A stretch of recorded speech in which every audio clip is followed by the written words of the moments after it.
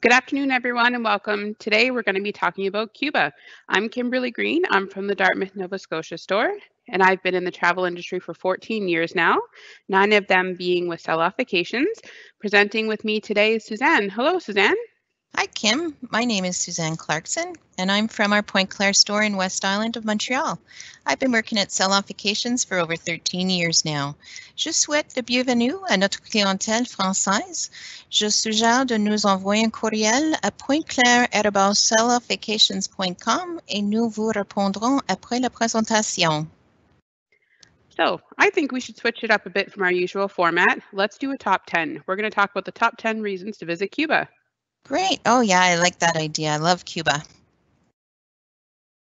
Before we get started, I just wanted to make sure everyone knows that we love to answer your questions. Please put any questions you may have in the chat box, and we will try our best to get to them throughout the presentation. So let's jump right into it. We'll start off with number 10, and we'll work our way down to number 1.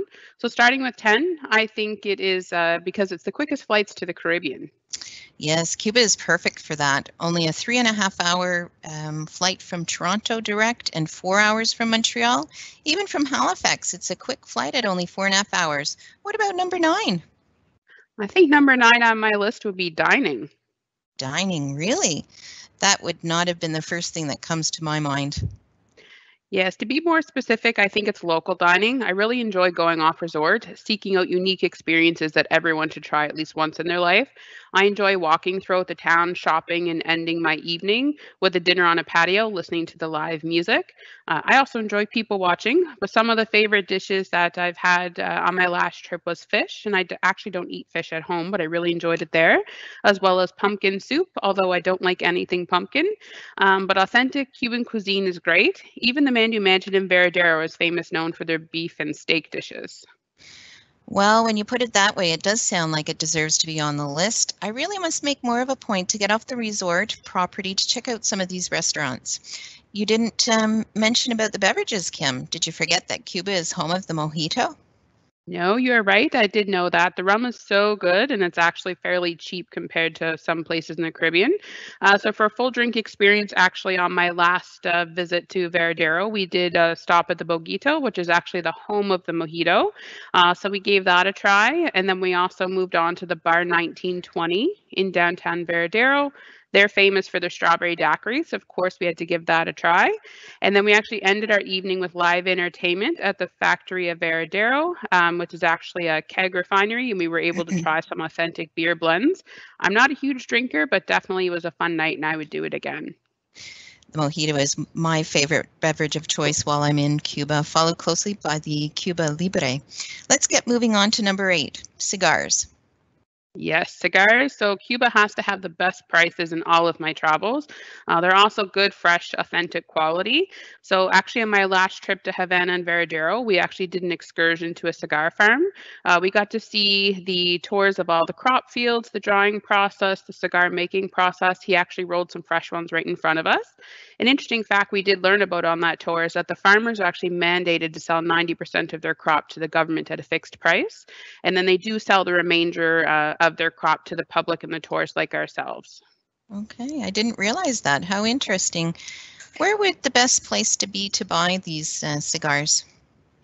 Well, there's actually a ton of places to purchase them throughout the cities. Some people like to buy them last minute, so the resort gift shops as well as the airport stores and duty free, they all have options. But I love going out into the local towns, so I like to visit a local grocery store or market in every destination I travel, so they're also for sale there. The resort reps will caution you from buying from the little small vendors on the side of the roads, as cigars is one of those things that can be counterfeited using banana leaves. So for the best quality, I would suggest in town. So true. Let's keep going. Number 7. It's one of the least commercialized sun destinations offered from Canada. Due to the embargo and their strained political relationships with the USA, there is very little American influence. You will not find a McDonald's or Starbucks. In addition to that, it's easy to fall off the grid here. Wi-Fi is not included at most hotels, and cell service is spotty. It's a great destination if you want to escape the hustle and bustle of everyday life. I think all of us unplugging every once in a while is definitely fitting. For sure. Uh, so I think for reason number 6, I'm going to list variety. I really think that Cuba is a country that has great variety for all types of travelers. I don't think you can find another destination that will rival what Cuba can offer. You can visit Cuba over and over again, but each trip you'll find something unique. So for the beach lovers, I think you need to visit the Cayos, Cayo Santa Maria and Cayo Coco. The city lovers, you need to do the Havana and Veradero area. And let's not forget our fan favorite Holguin, which offers a great mix of both the city and the beaches. Let's not forget to mention the great variety with the excursions. A city tour to Havana from the hotel zone in Varadero costs approximately 100 Canadian per adult. This would include a local guide that talks about the everyday lifestyle of the people, their education and medical system, their history and political views during the 2-hour transfer. You also will stop by a roadside shopping area to try out their popular mojito that they boast to be the best on the island. Another popular tour would be the sugarcane, cigar, and rum excursions. This would cost $110 Canadian as well per adult. If I compared this to other destinations, I would say it offers the best value, as these tours in Cuba usually last approximately 7 hours, and in other destinations, the price point would offer a 4-hour tour.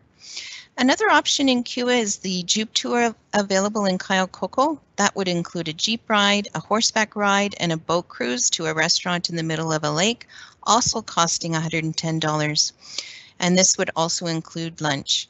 And also, I'd like to mention that we can pre-book all of these excursions before you travel in Canadian dollars.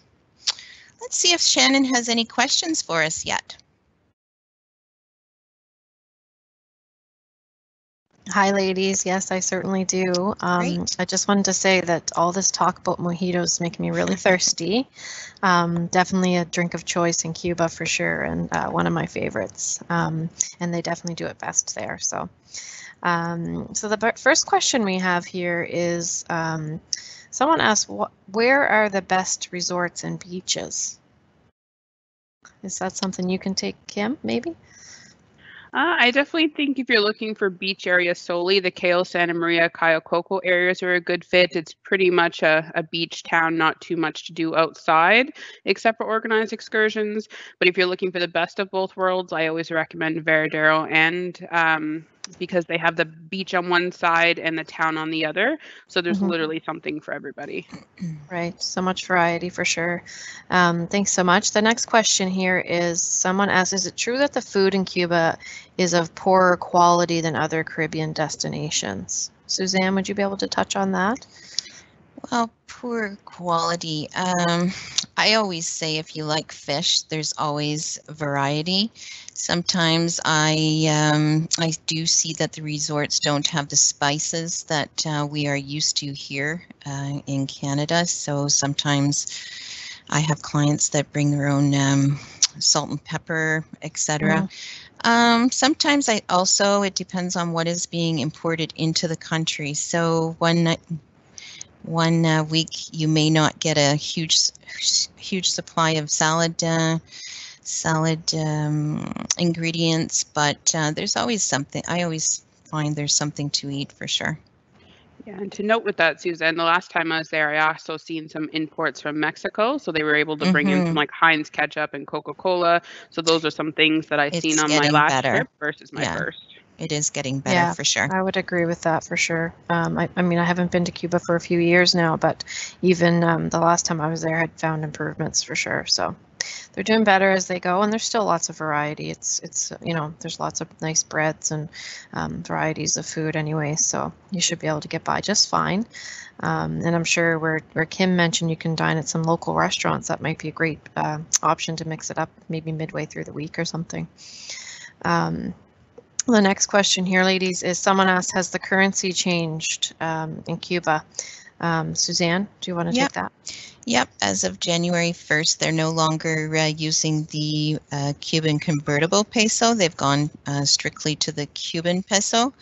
You can still bring your Canadian dollars or US dollars, as well as you can use a Canadian credit card also, but you would have to convert those dollars either at the hotel or airport upon arrival. Yes. Same goes, no conversion here. Yeah, for sure. So not a huge change. It's just the change in what you're changing it to when you converting it to when you get to Cuba. And then the next question here, and I'm going to put this one to you, Kim, is someone asked, can we do weddings in Cuba? Yes, I've actually done quite a bit. I've done some in the Cayo Santa Maria area. One of my fan favorites there is the Playa Cayo Santa Maria. I've also done one through the Grand Memories in Veradero, the Bella Costa on the golf course. So definitely they do offer a series of symbolic and legal options. Yeah, so many options for sure. And Kim can certainly help you out with that. Her email is dartmouth@selloffvacations.com. You'll be able to capture that on a screenshot later on as well toward the end of the presentation, all the contact details for these two fabulous ladies. And I also wanted to mention too that we do have two moderators on the chat. We have Manuka Puris from our Brampton store. She's actually an agent in our Brampton store, and Lamia Balili from our Calgary store. So they're answering your questions in the background there as well. So just so you know, we have some extra travel experts on in the background, as well as Kim and Suzanne. The next question here I see is someone said, once carriers decide to go to Cuba again, how long does it take the resort to reopen and get up and running? Is that something you might want to take, Suzanne? Sure. There was a lot of safety implementations that were already put in place last year. So we don't have any flights until May 1st. They should be resuming, but I suspect that these hotels are still undergoing training and providing great safety measures. I was in contact with several clients throughout the last fall, and it's been nothing but great feedback. Yeah, absolutely. I'm hearing the same. Not all hotels have reopened, but the ones that have reopened are certainly ready to receive guests. Yeah, and I know that they're certainly, I mean, this is their industry, right? They want to be open. So as soon as they can be, I'm sure they will be with the safety measures in place. So, and certainly if you're looking at any specific properties or anything, you can reach out to Suzanne directly, and she can answer that question for you as well. Point Claire, POINTECLAIRE, Suzanne? CLAIRE.com. At selloffvacations.com. So that's also in your chat there. Yeah.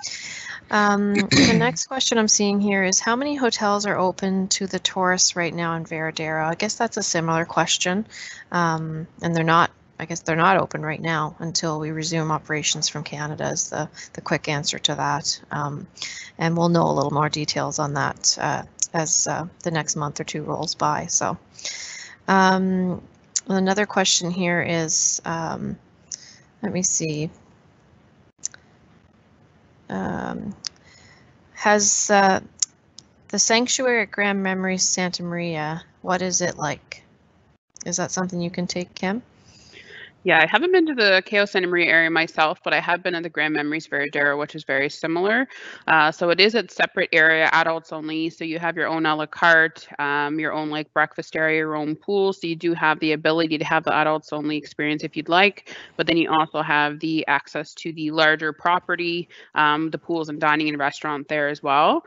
So we do have a lot of people who tend to do long stays, or some of the family are coming with children. They'll stay at the one property. The grandparents will stay at the adults only. So it's a nice property to have the time to be alone and be quieter in the adults only, but have the access to the bigger resort if you wish. For sure, for sure. I think it's also on the best part of that beach too. Yeah, I've heard the same, Suzanne. Gorgeous beaches. Another question about the currency, so we'll skip that because we've already answered it. Lots of curiosity there. Another question is, Trevor from Facebook, our Facebook Live, actually asked, when can you buy trips for 2022? Suzanne, do you want to take that? Sure. Actually, we're booking groups. We're concentrating on winter 21-22, actually. So they are in the system. They're bookable now. If you have any properties that you're looking at or want more information, we're certainly here to help out with that. So for sure. 100%. Yeah. And there's some promotions running as well, so we can fill you in on that as well. The next question here is, someone asked, How have the buffets changed due to COVID-19 health precautions? Kim, do you want to take that? Yeah, for sure. So most of the buffets are still operating. A lot of them are more of like an a la carte experience. If you are doing the buffets, you kind of still go up and look for what you're looking for, but it's usually presented to you. So they'll kind of have one person per station handing food to you versus everyone kind of touching the tongs and moving along. So most of the buffets are still operational. Yep, just looks a little different now. And the next question here, Suzanne, I'll give this one to you, is someone asked, are there a lot of options for handicapped accessible rooms? There typically is, usually a small percentage, and we have the capability of going on request directly with the hotel before you firm up to confirm a room for you. Yeah. But it really depends. For me, it would be accessibility around the hotel that I would look at first before recommending a particular property. Yeah, absolutely. Depends on your needs for sure, but we can 100% help with that. Yeah. The next question here is, do you know if the Muthu Playa Veradero hotel will be open in May? Kim, do you know that? I'm not 100% certain. I do know when Air Canada first started to operate on our last go of openings, that was one of the ones that did have a delay opening. And I think they did start to operate, but then they were closed again. So I do believe that is the hopes, but we're not 100% sure yet. Yeah. Again, if you want to reach out to Kim or Suzanne directly, I'm sure that they can find that out for you, for sure. We'll do one more question here before we continue on, and then we'll come back to some more questions later. Gino asked, what are the better resorts in Veradero? Suzanne, are you able to make a couple suggestions? Yeah, for sure. From your experience? Yeah. Oh, yeah. I like if you're looking for an adults only resort, the Royalton comes highly recommended. A new build would be the Melia International, which offers a family experience. It's closer to town as well. I had people stay there over Christmas, and they even mentioned the food, so I bring that back, new rooms, etc. Yeah. But if you're looking for value, I think I would go with Kim's suggestion, the Grand Memories. I think, with their promotions for children, it offers a great best bang for your buck option. Yeah. But so many options in Cuba, so we can certainly tailor your needs to what what you're looking for and help you narrow it down 100%. All right, ladies, we're going to move on with the presentation. We will come back again one more time for questions, so please pop them into the chat box, and we'll try and get to them at the end of the presentation. Awesome. Thanks so much, Shannon. So we're down to reason number 5. So I honestly think for me, safety will come in at number 5. The time I've been to both Veradero and Havana, the first time it was myself and a girlfriend vacationing together. The second time it was part of a larger group. During both of my experiences, all of the hotels that we visited were very safe and secure. The transportation options offered in Cuba are abundant as well. So they have private transfers, buses, taxis, the double-decker tour bus taking around town. One of my selling features to my clients who enjoy going off-site is the easiness to navigate the town. So even traveling throughout the town, directions as well as language have never been a barrier for me. In addition, on my last trip, we did a split stay, 3 nights in Havana, 4 nights in Veradero. So I did actually drive the highways between Veradero and Havana, and they were very nice, safe, even during the dark. I have also visited a few destinations in Cuba, and safety has never been an issue for me either. I've rented scooters, which is a fun way to explore the areas. One time we rented a car and drove from Holguin to Santiago de Cuba to tour around. It was such a great experience seeing the countryside and the ancient modes of transportation still in use. That same trip, we opted to stay in a B&B instead of an all-inclusive hotel. This was such a unique experience and a great way to really see the culture of the country and interact with the owners. Yeah, I think on my next trip, I'm actually interested in the B&B experience. A lot of my clients do that as well. So speaking of culture, I think our fourth top reason to visit Cuba is for the culture. So Cubans have such a laid-back Caribbean vibe. There's so many things that make it uniquely Cuban. The vibrant music scene, the salsa dancing, the world's best cigars, the 1950s vibe with all the classic cars, the rich and the complex history of the country gives it so much character as a destination. If you really want to dive into Cuban culture, visit Old Havana. You can check out the colonial architecture, the huge plazas, sip Cuban coffee from a roadside cafe, or have fresh coconut ice cream served right from a coconut from a local vendor. I didn't like coconut until I tried it, but you can also visit some of the many museums. The list for me goes on and on. Oh, yeah, that coconut ice cream. Yum. Reason number 3 is the Cuban people. They are some of the friendliest and most genuine people you will ever meet. From my own experience, they love to talk. They're so curious of the outside influence on the Western world. They're educated, well-spoken, and artistically talented in music, the art world, and theater. I've heard so many stories from my clients where they have been invited into a Cuban's home to share a Sunday dinner or to celebrate a special occasion. There are many accounts of clients becoming good friends with the Cubans and keeping in touch between trips. I completely agree with you, Suzanne. So I learned so much on my last trip to Cuba. So for the number 2 spot, it's my personal favorite, Havana. The beaches are not far away, but you can stay in one of the city hotels. Most of them do include a daily breakfast that gives you the opportunity to experience the local dining throughout your stay in the city. This city is stunningly amazing. It's laid out with beautiful cobblestone streets full of live music, performers. I'll never forget the architecture. I stopped at the cathedral where you can actually attend a live mass church ceremony. You can visit the cruise port and Revolution Square. You can visit a still in operation monk hotel, which I did. It was pretty cool. And we even stopped by to see Ernest Hemingway's hotel. Lastly, I think I need to throw in the Tropicana Cabaret Show. If anyone is looking to spend time in Havana, this late evening show is a must. It's a real step back in time. This show was actually on a group itinerary when I traveled. I wasn't too interested in it, but when I actually went, it was one of the highlights of my trip to Havana. So you can visit this city as a whole, or you can take it as a trip booked as a day tour through one of our Canadian tour operators. But something a lot of clients don't know is the split stay option. So it does include 3 nights in Havana, 4 nights in Veradero, and it does include all of the transfers in and out because you will fly in and out of Veradero, but transportations are included. Okay, and not surprisingly is the number 1 reason to visit Cuba. That would be the beach. White icing sugar powder sand and the blue-green turquoise water. I don't think I have ever encountered a bad beach in Cuba. There are lots of water sport options, and you can also snorkel right off the beach in the Holguin area. If we have any scuba divers tuning in, there are some packages you can take advantage of too. Kite surfing is also another sport that is very popular in the Cayo Coco, Cayo Guillermo area. Lots of choices for everyone. Yes, I agree with you, Suzanne. The kite surfing seems to be a new trend. I felt like I booked a lot of kite surfing during the first or the last few months of our travel. So speaking of snorkeling, one of the top resorts I know of for snorkeling is the Memories Hibacoa.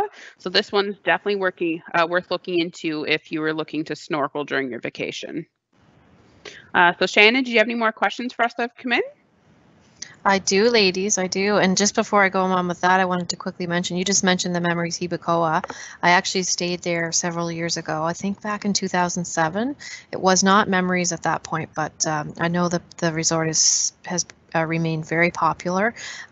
It's definitely a very unique resort. It's kind of in between Varadero and Havana, so it's kind of a secluded location, but does put you a little closer to Havana. And the snorkeling there, I can attest, is absolutely awesome. And there's like a mountain in behind you can climb up. There's like a path up, and the views from there are spectacular. And I know there's another resort right beside there as well, Kim, the Villas Hibacoa, I believe. Yes, I believe that Yeah. one's offered by Transat. It's a little bit smaller. So if you want something a little bit smaller than the Memories, but both of them are great fits, a lot of repeat Yes. clientele, one of the highest in Yeah, all of Cuba. definitely, definitely. So if you want something a little bit different for Cuba, you might want to look at that option for sure, and we can help you with that. So we will get on with the questions, but I just wanted to kind of touch briefly on that because I did love that property when I was there. So the next question that had come in is someone asking about golfing, actually, and we haven't touched on that at all, but is someone asked, is there a lot of options for golfing? Any resorts that offer golf packages? Suzanne? Yeah, sure. Actually, Veradero has the only golf course in Cuba. So the Melias offer the that option with golf included. And at one point, I would have to just confirm, but you can also sometimes add golf packages with X amount of rounds also. But if someone wants to shoot me off an email, I can certainly look into what other options are provided. But the Melia Las Americas is actually situated right on that golf course. It offers amazing views of the golf course too, and the ocean in the background. Sounds I amazing. did tour that property, Suzanne, on my last trip, and that property is probably one of the most shocking ones I visited. Oh, yeah. Absolutely stunning. Yeah, great location right on the golf course, great stretch of beach, but the hotel itself is stunning. Yeah, I've walked that beach too. Yeah. Awesome. That sounds great, ladies. Someone else here said, I guess his name's Cliff. Hi, I've been to Cuba many times and want to travel again in July to Holguin from Calgary, but Air Canada has stopped their flights. Can you please advise best days to search? Who is still flying? What is the current status of flights from Canada to Cuba? Holguin in particular is of interest. Is that something you can answer, Kim? I know that there's been some chat in the background with Manuka and Lamia with Cliff, but so I think they've given some info, but any insight would be great. Yeah, I do believe direct from the Western, the only option is going to be Sunwing to Veradero. We did do some research. You might be able to do an Air Canada Vacations or WestJet Vacations via Toronto. Yes. So if you're looking for Holguin, WestJet is traveling on Mondays and Saturdays starting November 1st. And that would be pretty much, I think, your only one, because I don't think that Air Canada is bringing Holguin back for the season. Right. Okay. Excellent. Sure that will help Cliff out. The next question here is from Doug. He asked, is there a Sandals resort in Cuba? Suzanne? No, there's not actually. No. The Royalton Hicacos in Varadero was transformed from a Sandals property, but no, there is no Sandals. No, that's but we have great options, 5-star boutique. If you're looking for the boutique concierge service, for instance, the Royalton in Cayo Santa Maria, actually, I think it's been #1 on TripAdvisor for several years. So yeah, that's some great info, Suzanne. Thank you. The next question that came in here is someone asked, has the Cayo Largo area reopened yet, and will there be flights from Eastern Canada? Kim, do you want to answer that one? From Eastern Canada, I do not. We did have a look for Cayo Largo. Let me just have a quick look here. Yeah, I didn't see anything listed. I know a lot of the smaller Santiago, Camagüey, Santa Lucia, a lot of them are not offering the direct flights like they used to in anymore. A lot of them are flying into the Holguin or Santa Clara area and transferring you in. So if there's a hotel that you're interested in Cayo Largo, definitely contact us and we can see if that flying into a different airport and transferring to the property is an option. Yeah, for sure. And things are still changing, right? So it's still loading stuff and, trying to figure things out on the back end. So certainly keep in touch with us as well. And Hola Sun used to be a large one that offered Cayo Largo. Their itinerary is very limited. They only have October loaded at this point. So if we're looking at the 2022 season, they may load things as they come in. So definitely check with us regularly. Yeah, for sure. The next question here, ladies, is has the Sol Cayo Santa Maria now opened, as I heard it had closed for renovations? Suzanne, do you know that, or Kim? Yeah, I'm not 100% sure. I think on the Amelia website, which is who owns the Sol properties, it's they're saying that the resort will be available to be booked as of January 2022. So. I just did a quick research as well, and that's what's pulling up Air Canada Vacations is offering it in January of 2022. Yeah. Yeah, so we can certainly get a price on that for you for next year.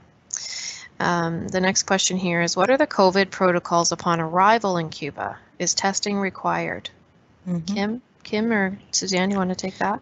Yeah, for sure. Right now, a COVID test is being provided upon entry. Of course, these requirements are ever changing with the vaccinations rolling out in many countries. So once we get back closer to your data destination, it would be something that, as your agent, we would look into following up whether this has changed or not. Yeah. So that's provided self-isolation for the first 24 hours, but that test result is provided very quickly at your group meeting the following day. Yep, for sure. And again, a very fluid situation. Things are ever changing. So, but we do keep you up to date on all that stuff. If you're booking with us, we certainly will make sure that you're up to date on that before you leave. So, yeah. The next question came in here from Lori. She said, we had a trip to Cuba booked in March 2020, then rescheduled for this March of 2021, and of course we'll have to reschedule again. If we book soon for next March of 2022, are we able to reschedule again if things are not any better for traveling? Kim, do you want to take that one? Yeah, for sure. We're actually doing a lot of rebooking for 2022. I know consumers looking online might not see the full schedule, but we do have access, I believe, until the end of April 2022. A lot of the suppliers are implementing a flexible change and cancel policy built within the package you're purchasing. And then if it is not on as a promotion, the tour operators do offer like the worry-free option flex, which can be purchased to give you the extra flexibility as well. Okay. Perfect. The next question that came in here is from Brenda. She said, do you know if the Cubans will require travelers to be vaccinated before they arrive? And controversially, are vaccinations available in Cuba? I just quickly wanted to, and you guys, ladies, can chime in, but I did get some kind of insider information earlier today that, Cuba is actually approaching the mass vaccination of all of its population, starting as early as the month of April. Apparently, one of the vaccine candidates is in the final stages of clinical trials, and results have been really fantastic so far. So that's just kind of some info I'd heard today, but certainly I'm sure, we'll have more info as time goes by. Did you guys, ladies, have anything to add to that? I think I would add the gocuba.ca website has kept us up to date on a lot of things, as things are always changing. So you can feel free to check on there, as well as the travel.gc.ca. And again, we're more than happy to look into that for them as well. Yeah, for sure. We're always going to keep you up to date for sure on that information. The next question here is from John. He said, have the prices come down to the pandemic? What would some prices look like? And of course, that's going to kind of vary from gateway to gateway, but we can probably answer that briefly. Kim? Yeah, I'd have to say Veradero, I think, is going to be an expensive option this year. Unfortunately, Winnipeg West, it seems Sunwing's only carrying Veradero. A lot of the other suppliers haven't enlisted any destinations yet, so I really think Veradero will be pricey. For my personal clientele in the Atlantic, the best regions pricing out have seemed to be Cayo Coco and Cayo Santa Maria. Holguin is holding a little bit of a more expensive price as well, because we do have a lot of air-only clients in there. Yeah, for sure. Yeah. Okay. Gives a little bit of insight. You agree, Suzanne? I think Cayo Santa Maria will always be best price point. Yeah, for sure. But contact us with what you're looking for, and we'll do our best to get you the best pricing and deal we can, for sure. The next question here is, if I'm staying in Santa Maria and want to take a bus tour to Havana, want to stay there overnight, is that arranged before I go or done at the resort? Suzanne, do you have anything to add to that? I believe you can do that. Would be I think it would be something we'd want to arrange prior to, and something we could arrange, just depending on exactly what they wanted, right? And I do now believe the excursions are limited. They're not offering as many right now, but possibly for 2022, this would be something else that we could look into. Yeah. Kim, you were trying to say something there? Yeah, and I think Cayo Santa Maria, I've done some research last year, was one of the ones that offered a small flight into Havana, so it kind of cut the driving time extensively on both ends and did offer an overnight as well. So I don't think they're loaded if that option's coming back, but definitely something worth keeping an eye on. Okay, perfect. I think Caribsol offers something like that. I'm not sure if many of the other tour operators offer it. Okay, perfect. The next kind of comment or question here is, will the top 10 reasons be posted somewhere? I can take that. And, you know, I think we could probably look at posting that up on our website maybe, or these presentations are also posted up on YouTube a day or two after for anybody that missed out. So you can certainly grab them there as well. But we'll put some thought into that and stay tuned. The next question here is, and we did kind of address this earlier, but someone said, can we do a wedding there? And absolutely, yes, you can. Kim, you want to just quickly touch on that again, in case they missed earlier? Yeah, again, so there is some options for legal ceremonies as well as symbolic. I tend to do more symbolic weddings there, as there is some translation needs for legal ceremonies, but definitely I've done in most areas. I've done Holguin. I actually have a few booked for October this year at the Memories Flamingo in Cayo Coco. So definitely options all around Cuba for weddings. Okay, perfect. And the next one here is, someone asked, are there any long stay options? Suzanne, do you want to take that one? Yep. For sure. Sunwing offers long stay built in their system. If it's not in the system, it's something that we could look at individually. I've done several actually in Santiago de Cuba, Holguin area. They're usually the best price point offers, but yes, definitely Veradero also provides some long stays as well. Yeah. And that's something we can kind of piece together for people as well, if you know the dates aren't aligning it within packages, so we can work on that with you directly. The next question here is, someone said, are the food shortages that the Cuban people are dealing with affecting the resorts? Kim, do you want to touch on that? Yes, I do have some really good clients that do have locals down there. So unfortunately, that is something that is a struggle for the locals, but the first priority is the food going to the resorts.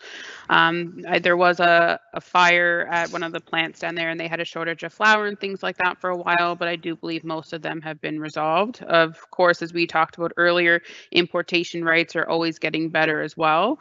So there could be a chance of something having a bit of a shortage, but it doesn't seem to be affecting the properties as much as the local. Okay, perfect. Next, actually, someone just made a quick comment here. Was about the pasta. Said pasta is really good at Cuban resorts. That was Betty from Facebook. The next comment here was, the snorkeling you mentioned was at Memories, and she didn't quite catch the name of the last part of that. She wasn't sure how to spell it. So it's actually Hibacoa, which is Jibacoa.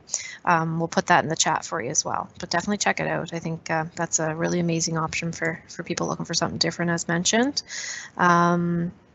Someone mentioned in the chat actually that they love your airplane necklace you have on, Kim. Oh, thank you. It's one of my favorite. If I can't fly, it's going to fly me. Yeah, for sure. And the next one here, I think we're coming to an end almost, ladies. It's really great to see all these questions, so thank you for putting them in. Aside from alcohol or cigars, what are the best items to pick up while shopping in Cuba? Do either of you have maybe a suggestion? Yeah. I actually really enjoy going to the local market. They honestly have anything. They're such innovative people. You know, they'll take a pop can, drink the pop. They take off the pop tabs and they'll knit and make purses. They take the can and turn it into a sports car. They're really good with their leather products as well. I brought some leather products home last time. So definitely anything and everything. Keychains and stuff like that are definitely reasonably priced. I know when I went to Dominican, they were like $5 or $6 US each, where in Cuba you can get like a leather keychain made for $1 or $2. So shopping is very economic. For me, I would say pick up some of their music. They have CDs. It's well, if you salsa dance, you have to buy a CD there. And coffee is also one of their products that is very good. And also, they're very artistic. So the paintings also, they'll roll them up for you, easily transportable back home. So those are my top 3 as well. Awesome. That's great, ladies. Thanks so much. Another question here is, and I think we addressed this earlier, but when will there be direct flights from Calgary? I think they start December of 2021, if I recall correctly. Yes, I believe WestJet's starting early on Saturdays, I think in November, and then Veradero starting 14th of December. Yeah, for sure. Well, ladies, I think that's it for the questions right now. Let me just see. There might be a couple new ones coming in here, but let me just take a quick peek. No, I think that was it. I think we've covered them all.